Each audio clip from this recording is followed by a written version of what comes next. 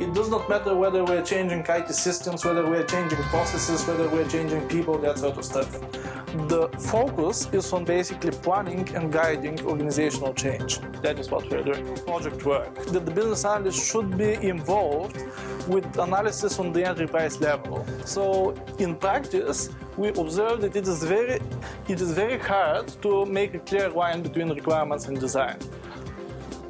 The first thing they do is that they define more precisely the role of the BA in a specific kind of change.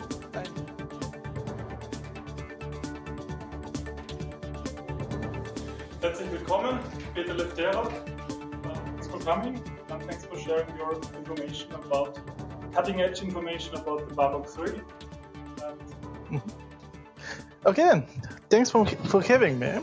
And I'm really excited because this is actually one of the first times, this could actually be the first time that someone is talking about the BABOK3 after we have actually finished our internal approvals of it. Okay, this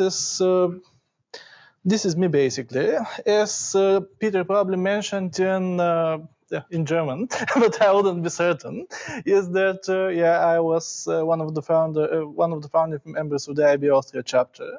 I'm also one of the founding members of the Bulgaria chapter of IIBA, and that was before I started my work on the BABOK3 project for the Central, for IIBA Central, basically. Okay then, so the topic of today's presentation is mostly what's new in the upcoming BABOK3.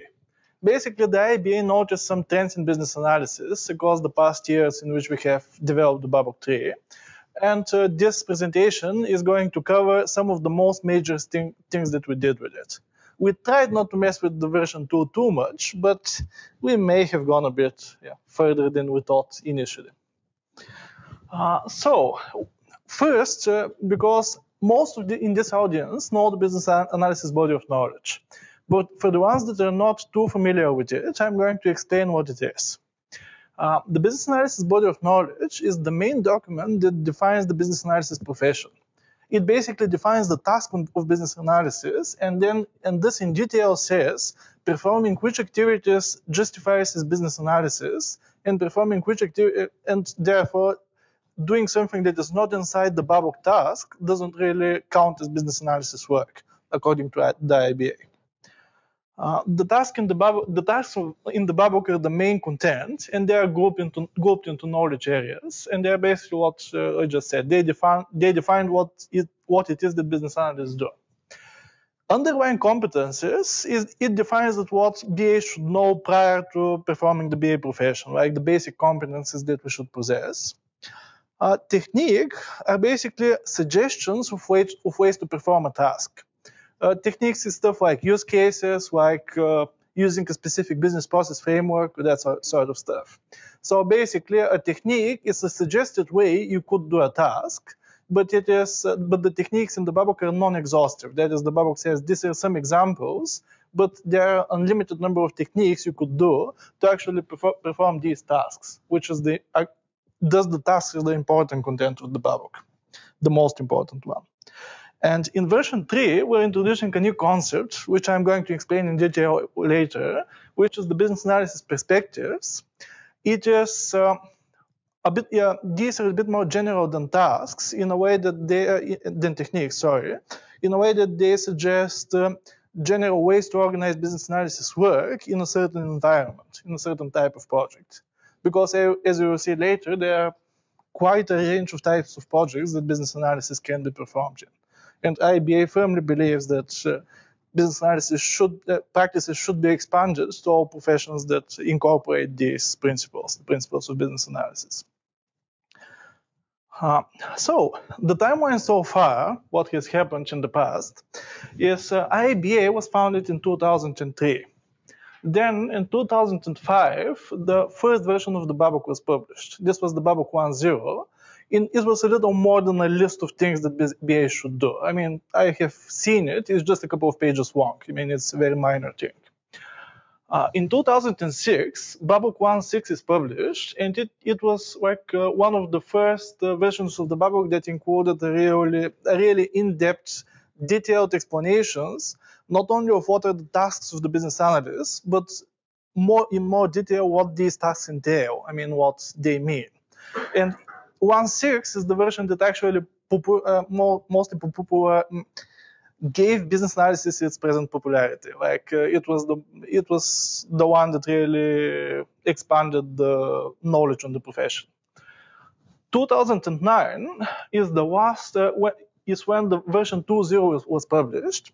It is the currently actual version of the BABOK. I mean, it is the present one, as most of you know. As you'll see in the next slide, after the BABOK 2.0 was published, 1 year later, work started on the 3.0. But in the meantime, in 2013, the Agile extension was published, which is, I'll cover it later because extensions are also a big part of the vision for the BABOK in the future. And they tie into the perspectives concept, which I will also cover. So,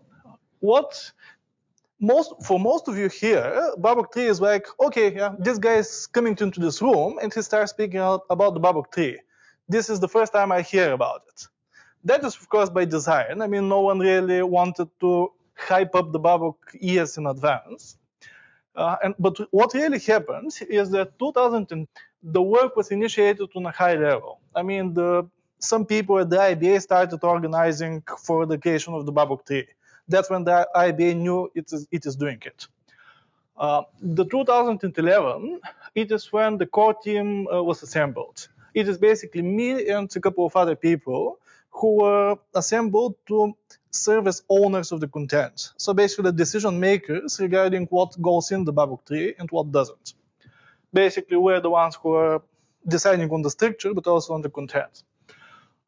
2012, then the writers were recruited. This is basically about 100 people who were recruited to actually write a more detailed content and help the core team in basically producing the BABOK 3. 2013, the content was already developed, but we needed reviewers to perform an internal review.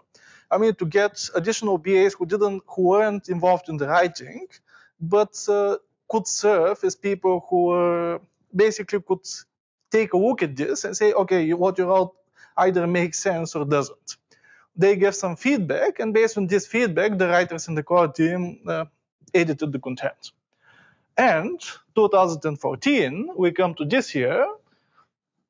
The plan here is that the public review is going to happen quite soon, and also the final publication. But of course, this is a preliminary plan, so it is the BABOK cannot still be announced with a date or even a year, but it is quite likely that this year quite soon you're going to see the first version, the ones for the public review. Just to clarify, the internal review was in 2013. The first thing you are going to see is the public review. That is, the IIBA is going to release it to the public, but say, okay, we can still change it. You can still make suggestions for changing the content. And a couple of months later, it is going to be, okay, we received your suggestions. We decided what to change and what not to. And this is the final version, which is, at this point, is not going to change. So the content is still changeable at this point. Yeah, either before or and after the public review. These are the people who are working on this. It is for the core team because there are a lot of other people who, of course, wouldn't fit on this slide. The sponsor for this is Kevin Brennan. Kevin Brennan, some of you know him. He is, I think, he is a vice president of the IIBA, and he was basically the architect of the BABOK 2.0. I mean, he's a person who took very heavy presence in developing it. Laura Payton is the leader of our team, the core team of the BABOK 3. She is the one who recruited us and basically babysitted us for a couple of years. It wasn't easy. Yeah, regrettably today she is leaving the IIBA. I mean, it's her last day, which is good because it is good that it wasn't earlier, because now that the content is finished, she can actually leave and know that with all the great work, she knows she did. And the members of the core team is this is a list here. This is the current members of the core team, and since it changed during the years, these are former members of the core team who really made a contribution. So even though currently these are the actual members, they couldn't be like, I have to mention them, especially Julian, who was a lot of the concepts I'm going to speak today. He was the author of those. Okay, now to the really interesting stuff. I mean, I know it was like procedures until now and people, that sort of stuff. Now to the really meaty part. What's new? Well, when we started the project, we were really like with the mindset, okay, BABOK 2.0 is really great. So we don't want to change too much. We just want to perfect some things. And our intentions were really modest. But as we started working, this team generated so much great ideas that actually a lot of them we really couldn't do away with. So the BABOK 3.0, even though we didn't want to make it too different from the BABOK 2.0, still has some really interesting stuff going on there. The first thing, which some of you may be familiar with, is the business analysis core concept model.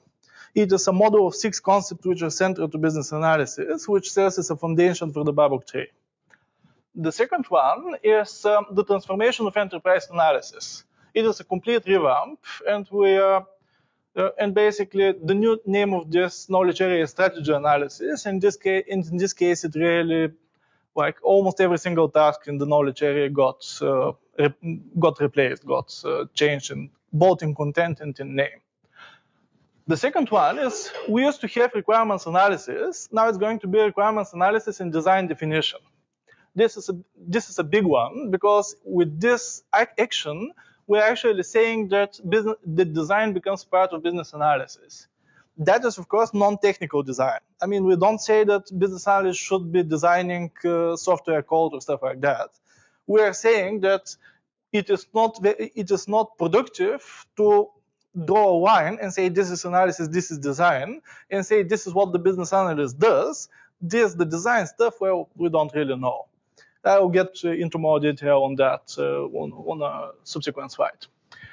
Solution evaluation, it is the former solution assessment and validation knowledge area. It got a bit of a change there because it used to be about assessing solutions that someone else is proposing and also validating what is the result.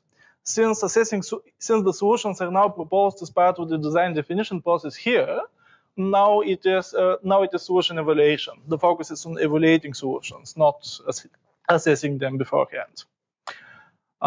The last big one is the business analysis perspectives that I mentioned earlier and will mention again, of course. It is, as I mentioned earlier, perspectives are basically guides for reading the BABOK for specific types of professionals, especially those who previously may not have felt a big affinity to the BABOK in general.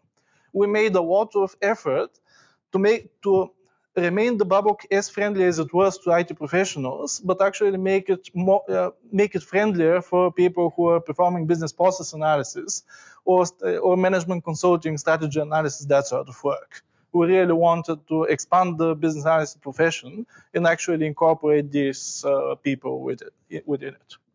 And there are a lot of other changes which seem major when you look at them, but are actually not that much. I'm going to mention them, leave them for last, basically. Okay, so the business analysis core concept model. You've heard about this one, I guess. We were asked during our internal review, what are we doing it for? I mean, it was the question, what is the relationship of these 6 concepts to business analysis? And then we formulated these 6 questions, which are basically what every analyst should be asking himself all the time during the project. I mean, if you cannot answer these questions, then you do not understand what is the change that is happening. So basically, you don't understand what you're doing.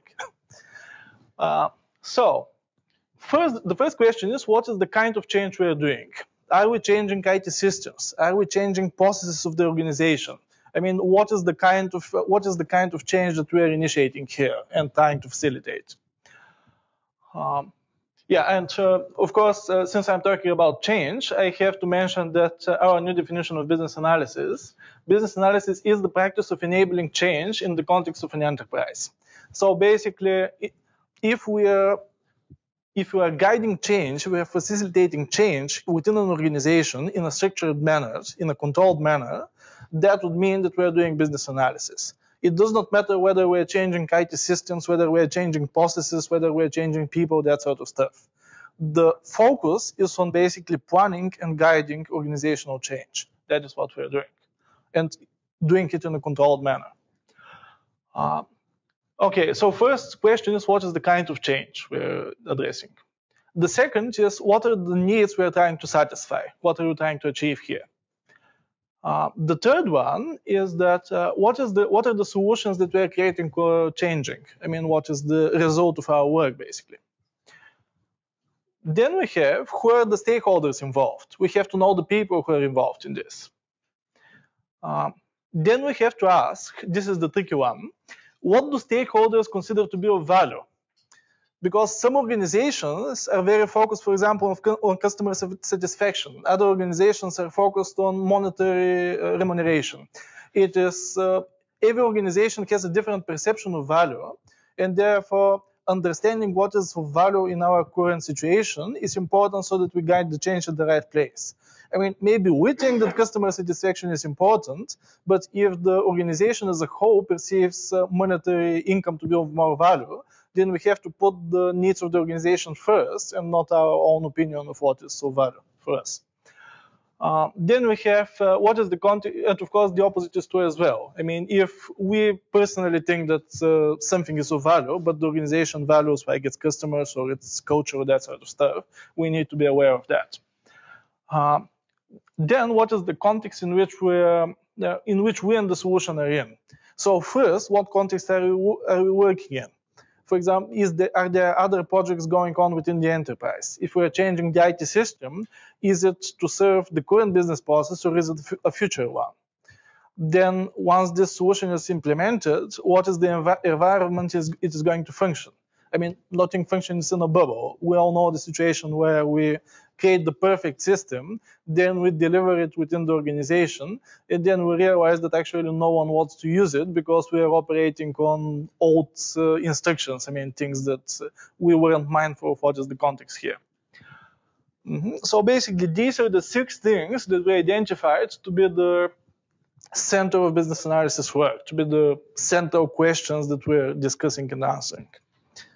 And these serve as foundation for basically all the business analysis tasks are basically trying to expand our understanding of these general questions. Okay, so regarding strategy analysis, the formal enterprise analysis, well, it's no big secret that the former enterprise analysis was basically a business case development tutorial. It is, I mean, everyone recognized that, even the IIBA knew that. It was just, there was this feeling within the IIBA that the BAs should do more than just run-of-the-mill project work, that the business analyst should be involved with analysis on the enterprise level.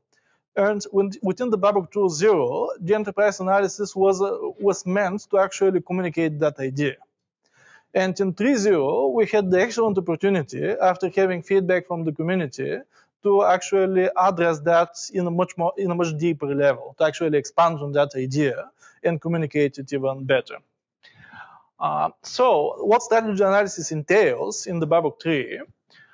These 4 are actually almost the names of the tasks. The first is the current state analysis. So basically analyzing what is the current state of the enterprise, or at least the parts of the enterprise which we are currently analyzing. Then we analyze the future state. I mean, where do we want to go? What do we want to achieve? Then we have to assess the risks that are involved in reaching that, and actually with the current situation, with the future one, with the transition. And based on that, we formulate a strategy. That is a general idea of how to get from the current into the future state. That is what strategy analysis is about. And what I have to mention is that strategy analysis, as all BABOK tasks and knowledge areas, are done into any perspective. I know perspective is this word I'm talking about that is still a bit foreign, but the idea here is that you shouldn't say like this is a very strict IT project, so strategy analysis is above us. No, strategy analysis is a bit looking a bit above your picture and saying, okay, where we are, where do we want to go? Even if it is just a minor thing you're doing, you shouldn't, of course, analyze the whole enterprise, but you should analyze what is the situation you're operating in. I mean, the context, the situation, what is just looking outside of the box, outside of the very specific solution you're creating, to figure out what is the general transition that you're making happen, basically. So this is about strategy analysis. Regarding design definition, here, as I mentioned, we're introducing design into the profession, and the reason is that everyone is talking about what is requirement is what is design. I mean, everyone has heard this sentence, I guess. I mean, how many of you have heard this explanation? Requirements are based on the what we're doing, and design is based on the how we're doing it. I mean, who here has heard about it? Yeah, pretty much everyone. Yeah, which sounds really great in theory. I mean, it sounds, wow, yeah, that's such a simple, beautiful explanation. Like, it sounds so great. And when you try to apply it in practice, it all crumbles down. I mean, it is, okay, is this, okay, this, we can ask the question what, or we can ask the question how, but we cannot really figure out which is which. I mean, how are we going to fill this room, or what furniture are we going to introduce to this room? I mean, it is the same question asked in a different way. So in practice, we observe that it is very hard to make a clear line between requirements and design.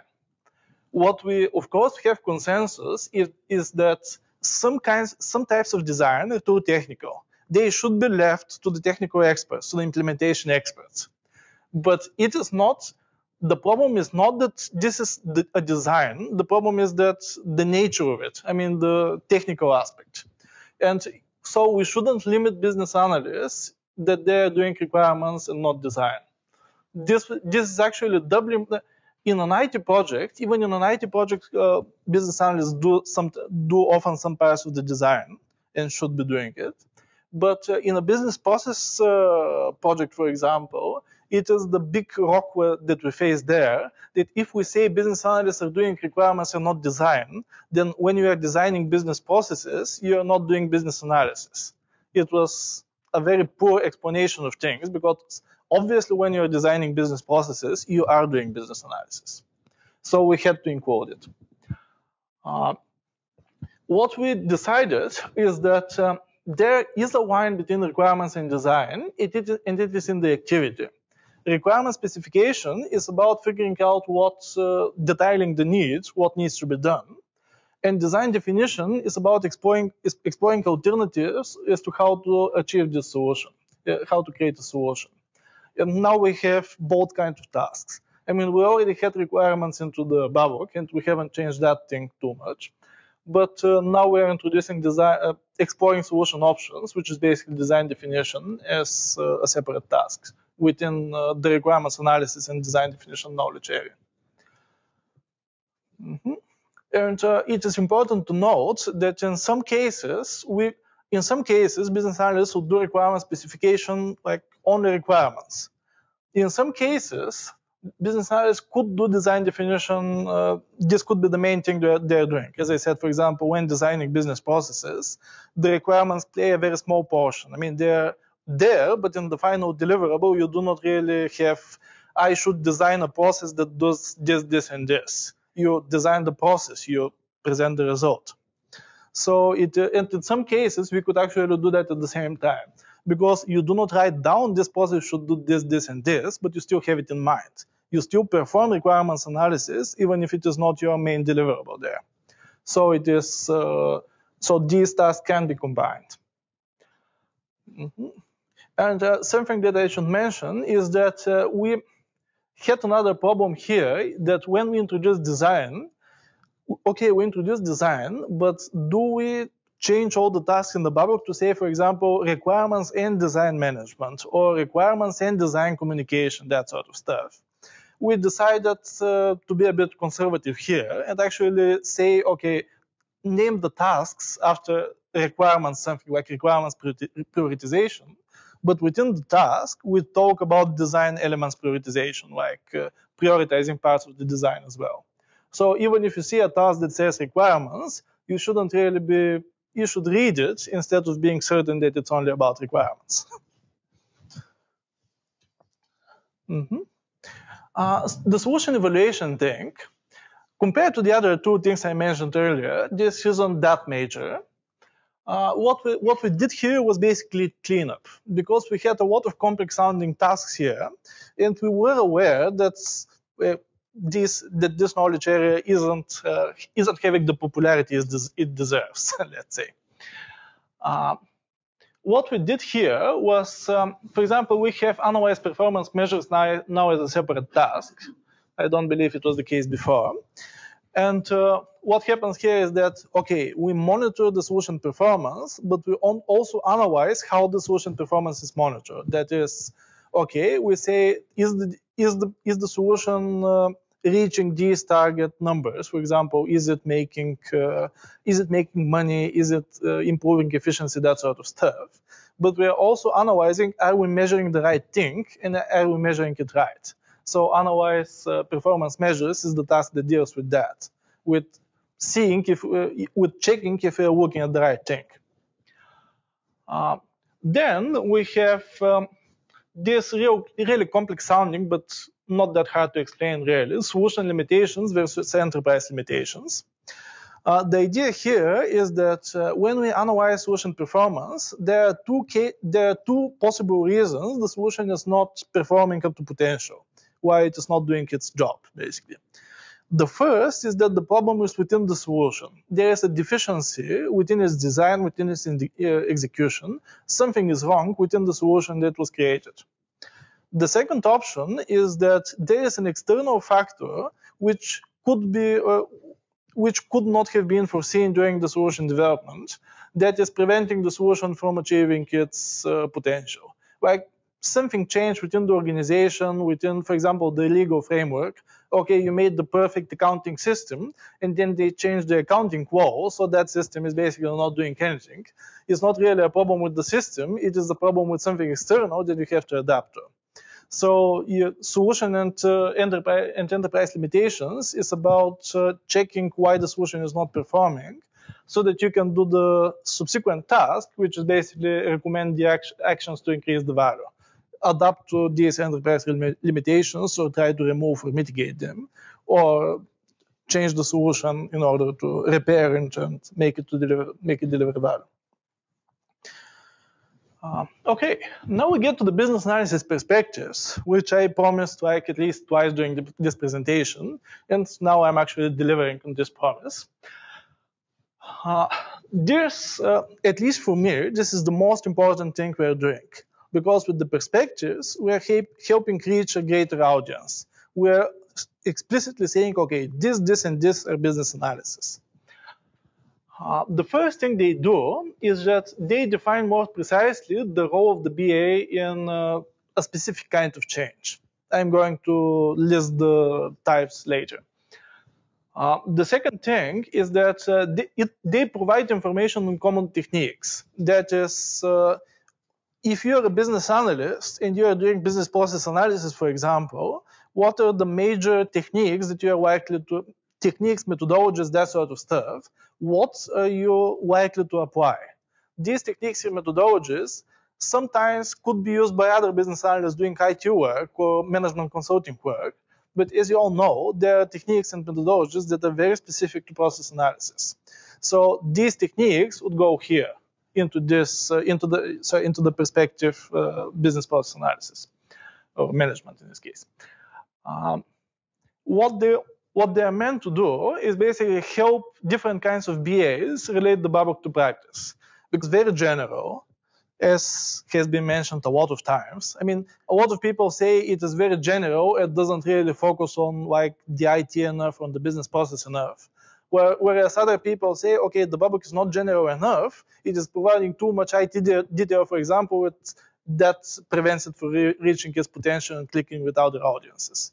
What we did here was that say, okay, the BABOK is general and will be general, but there's going to be the perspective content is that the one that should really click. Like for example, if you don't get the BABOK, start with the perspective, read it, and then you're going to understand the rest of the content better, because the perspective is very suited to your kind of thinking, to your kind of project work. And something that I should mention is that, for example, I am definitely going to get the question otherwise, why do we have an information technology perspective and an agile perspective, since most agile projects are IT anyway? This is because multiple perspectives can be applicable to a single project, right? We could be doing two kinds of work at the same time, and that is perfectly okay. If you're doing both perspectives at the same time, you're just having twice the advice, which is better. Okay. So the first one is the most familiar one, the information technology perspective. The advice there is applicable when we are changing IT systems, basically, when we are doing something IT related. What that perspective does within strategy analysis, what I'm doing here is I'm listing examples from strategy analysis, then from the requirements analysis, then from solution evaluation.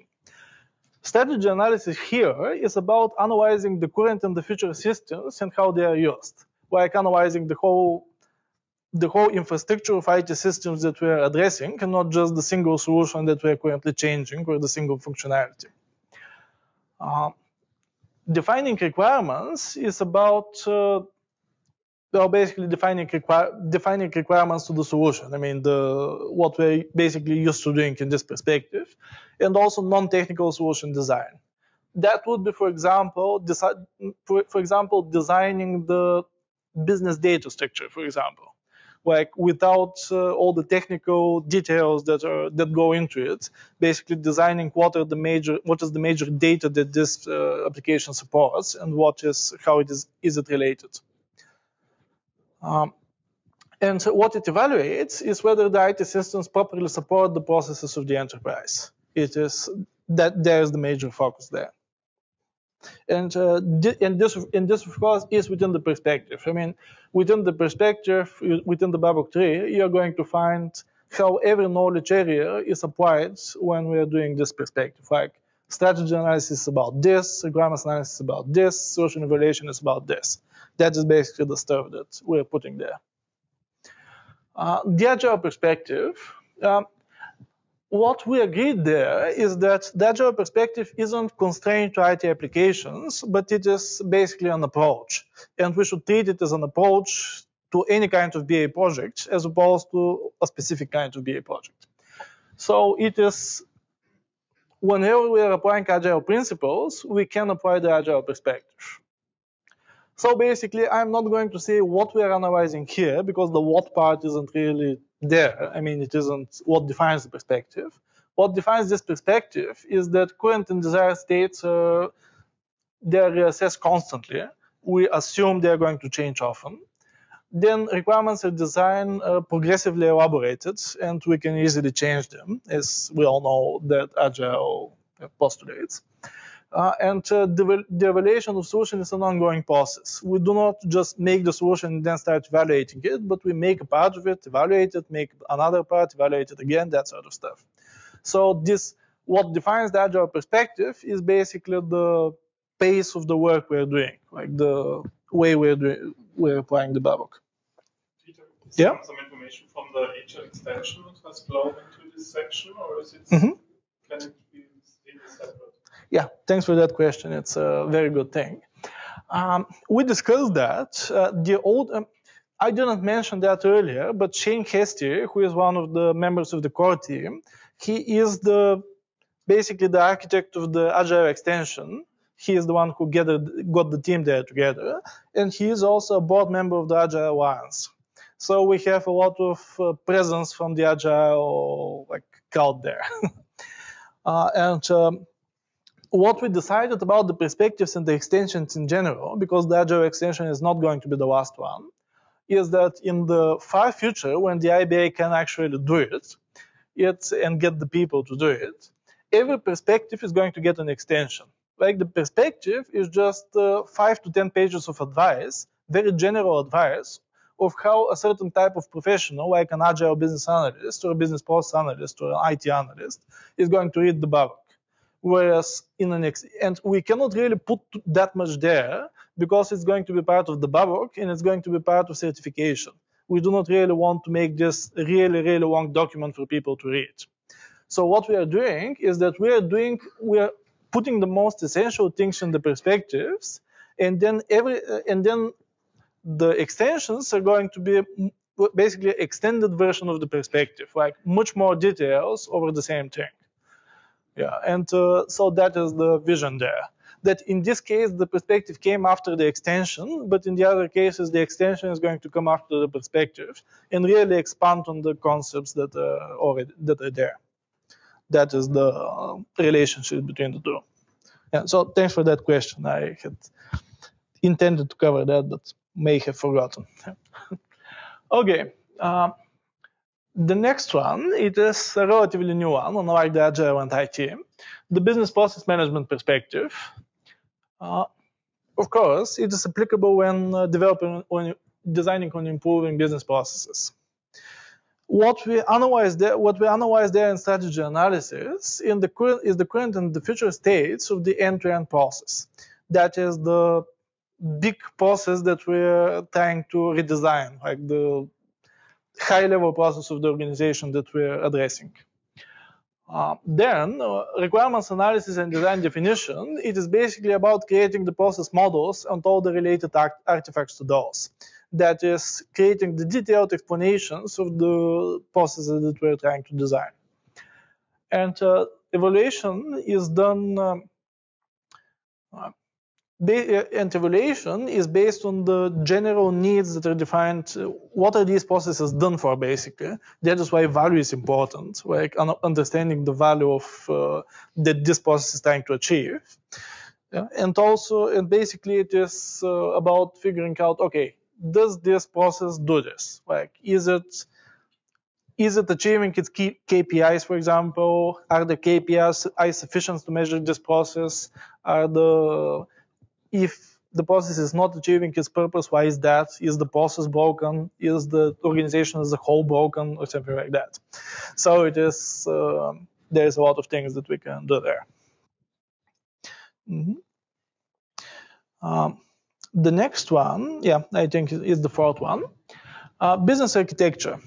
We decided to split business process management for business architecture because these are basically, well, quite different things actually. So business architecture is applicable when we're designing organizations.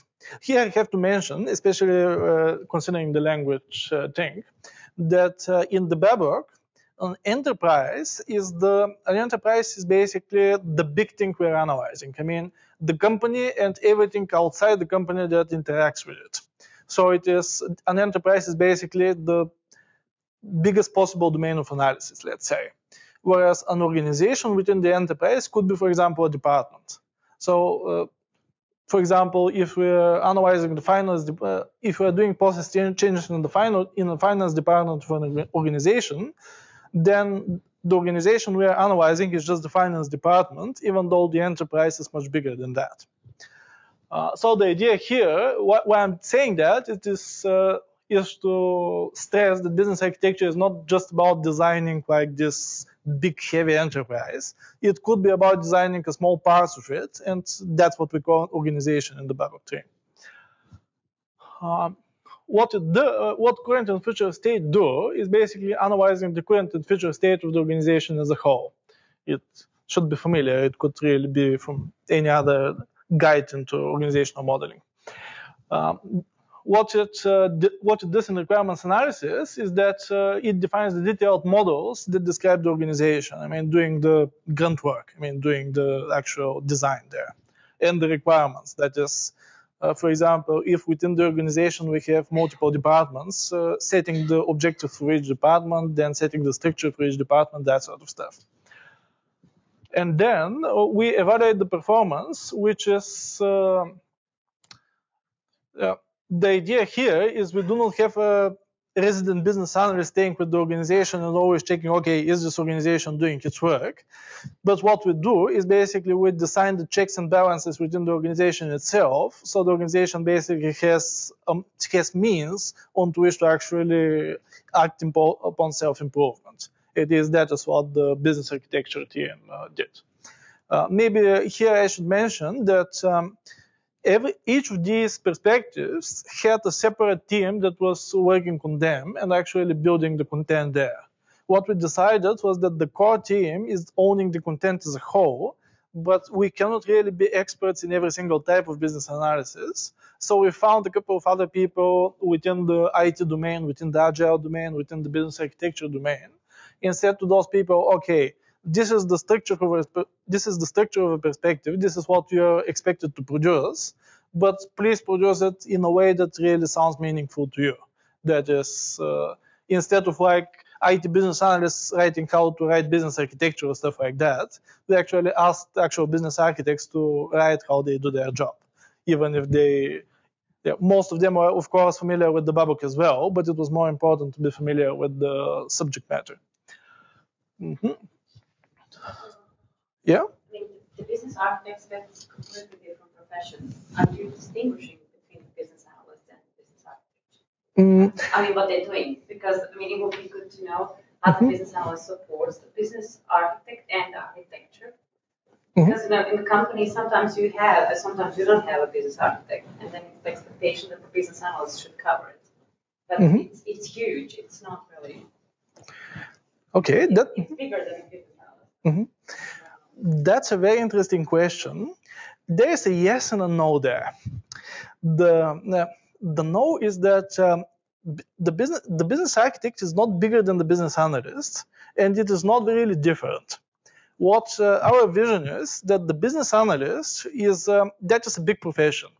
So the business analyst you are referring to is either a business process business analyst or an IT business analyst who is cooperating with the business architect into doing the job.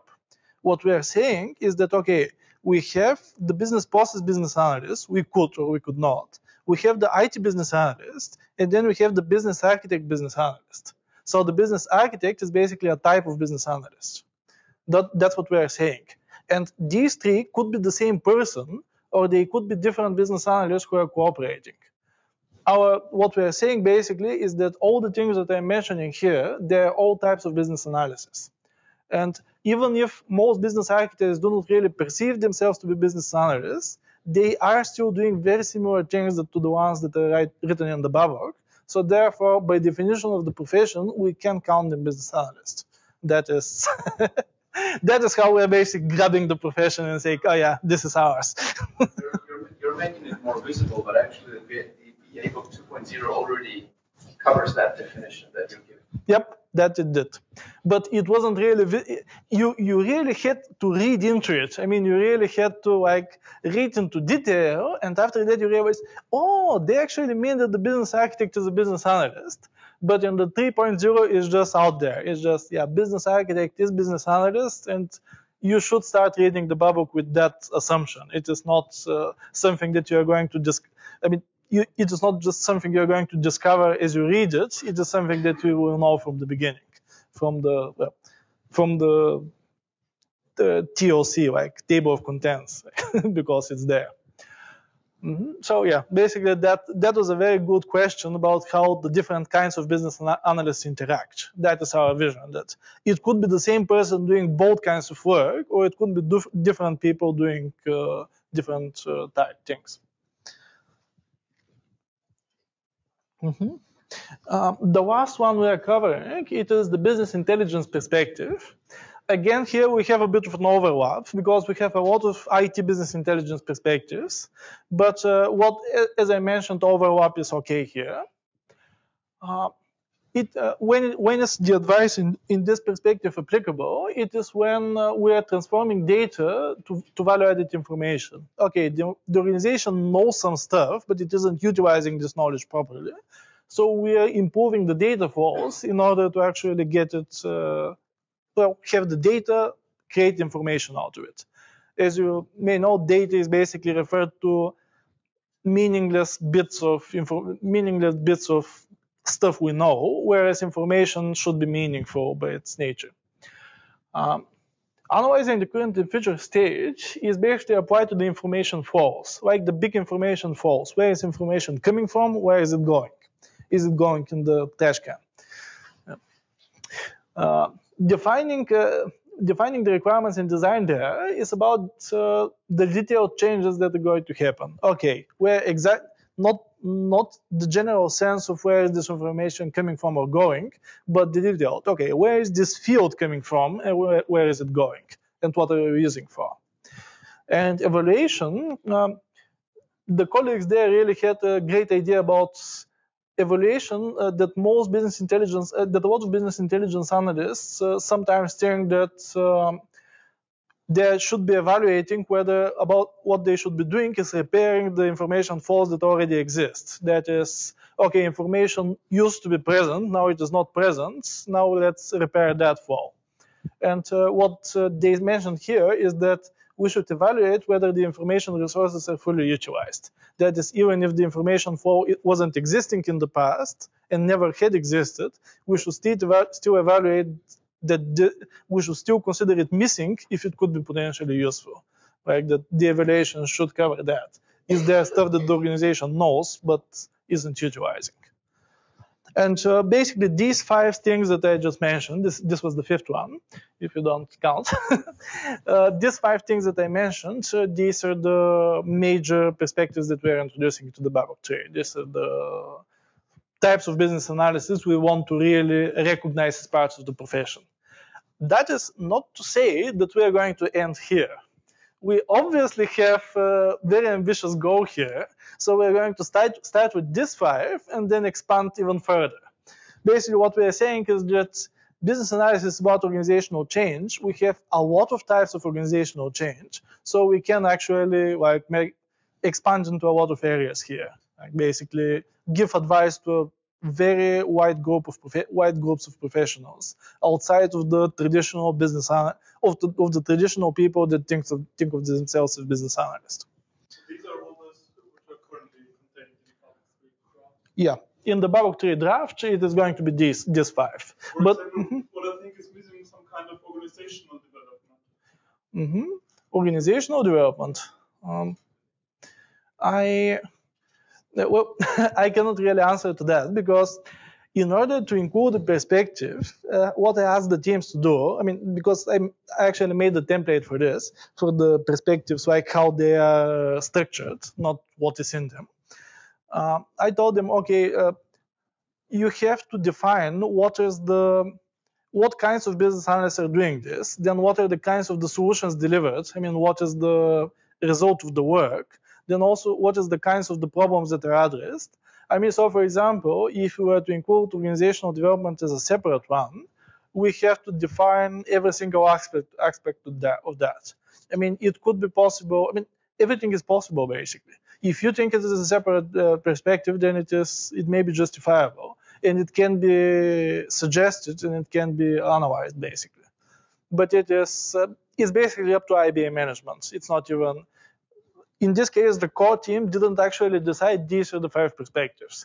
It was that the IIBA leadership said, okay, these are the groups that we think are doing business analysis and are open to being introduced to the BABOK. Like these are the professional communities we can address and should address, and that is how the perspectives were selected. But we also agreed that this is just the 5 we are starting with. Like besides, okay, organizational development is one, but for example, one I think that should be there is, for example, product management, like defining new products and clearing the process around introducing them. Basically, organizational change related to the introduction of a new product or a changing of existing one. And there is basically, for example, project portfolio management is not here in the explicit sense that it actually deserves. So we have multiple other perspectives that could be developed, but it's going to be up to the IIBA management to decide when are we pursuing that and which ones we are. At current, the priority is of getting the stuff we already did out to the public, see if we get a lot of stones thrown our way, and then actually, basically, after we had the BABOK3 figured out as an entirety, we have the structure to easily append other perspectives to it. So it is going to be easier after that. Okay, so I mentioned there are other changes. When you read the BABOK, you're going to notice them. For example, we have a couple of techniques, like this whole focus on business processes and business architecture, of course, needs some new techniques to represent that. For example, some things we're introducing is the balance scorecard, the business model canvas, collaborative games, prioritization. Yeah, prioritization stays as a task, but it's also present as a technique, because we decided there are things about it that are basically a business analyst should do prioritization. It is a task that you should be doing, but there are a lot of ways you can be doing it that could be separated as a technique, so it could be they could be considered optional. For example, the Moscow and that sort of stuff. And of course, lots of others. I mean, you're going to see the list when it comes out. We also have some structural changes where we played around and perfected some things, but it's not on the scale that I earlier mentioned. For example, planning lost one task. It was the plan business analysis activities, because we decided to incorporate the content into other tasks. It's not that you don't plan the activities, it's just that the task is not there because it's separated between the others. And some of the other tasks are renamed, but renamed in essence their meaning. Elicitation now includes communication and managing relationship with stakeholders. This managing relationships with stakeholders is a bit new. I mean, or I think we addressed it as stakeholder collaboration, something like that. I don't remember the exact name of the task. But in any case, we are moving communication here, and we are saying, okay, you should manage stakeholder engagement. That was the last name, I remember now. In any case, requirements management now includes change assessment and consensus building. It used to be parts of the same task which manage requirements approval. Now we separated it into two things because it's two different things, basically. So requirements management is not requirements management and communication anymore. The communication part moves to elicitation. Is that what you're... That is correct, yeah. Communication will move to elicitation. And actually, I named it here this way for short, but the full name of the knowledge area is requirements lifecycle management. Yeah, because managing the requirements to their lifecycle, it is not. And of course, this knowledge area is named after requirements, but it is still about design elements as well. It is what I said earlier, that the fact that the task or the knowledge area is named this way doesn't really mean that it's only about this. But what we decided basically is that since it is so hard to tell the difference between the requirements and design anyway, we can name the task requirements and basically claim that it is about some design elements as well, because you are required to do them anyway. So they could be considered requirements. Yeah. Okay, I think this was my last slide. So thank you for having me here, and I'm open to any questions that you couldn't address before.